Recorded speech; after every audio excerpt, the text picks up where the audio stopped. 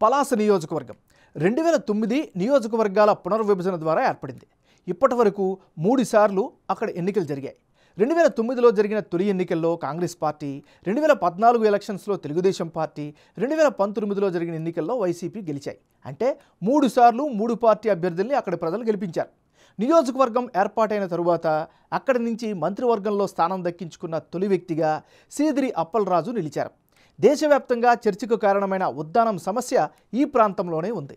రానున్న ఎన్నికల కోసం వైసీపీ నుంచి మంత్రి సీదిరి అప్పలరాజు పోటీలో మరోసారి నిలిచారు. తెలుగుదేశం పార్టీ అభ్యర్థిగా గౌతు శిరీష బరిలోకి దిగారు. పలాసలో పొలిటికల్ వార్ ఎలా ఉంది?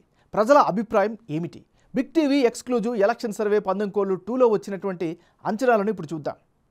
తాజా సర్వే రిపోర్ట్ పందెంకోళ్ళు 2 చూసే ముందు ఈ ఏడాది జనవరి 19వ తారీఖున చేసినటువంటి పందెంకోళ్ళు 1 సర్వేలో పలాస నియోజకవర్గంలో ఎలాంటి అంచనాలు వచ్చాయో ఒక్కసారి వెనక్కి వెళ్ళి గుర్తు చేసుకుందాం.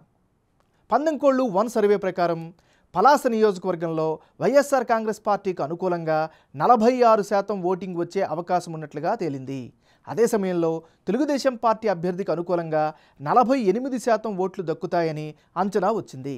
ఇక ఇతరులకు 6% ఓట్లు దక్కే ఛాన్సెస్ ఉన్నట్లుగా అప్పుడు చేసినటువంటి పందెంకోళ్ళు 1 సర్వేలో తేలింది.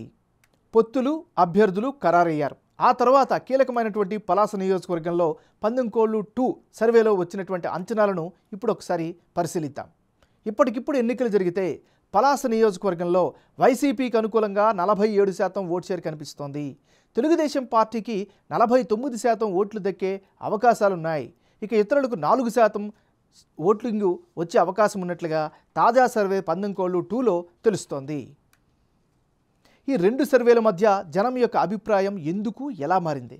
వైసీపీ, టీడీపీ అభ్యర్థుల్లో ఎవరికి ఏ అంశాల్లో ఎడ్జ్ పెరుగుతోంది అనేది ఇప్పుడు ఒకసారి పరిశీలిద్దాం.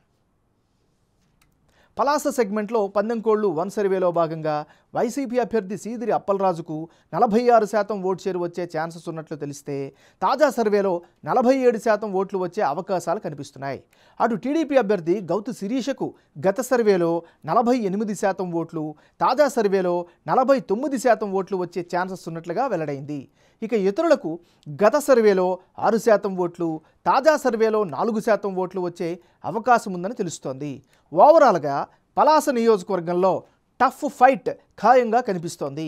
అయితే తాజా ఓటర్ నాడి ప్రకారం టీడీపీ అభ్యర్థికి స్వల్ప ఎడ్జ్ పలాస నియోజకవర్గంలో కనిపిస్తోంది.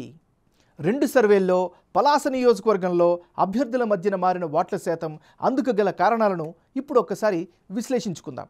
ఈ నియోజకవర్గంలో టీడీపీ అభ్యర్థి గౌతు శిరీషకు స్ట్రాంగ్ పొలిటికల్ బ్యాక్గ్రౌండ్తో పాటు కార్యకర్తల మద్దతు కనిపిస్తోంది.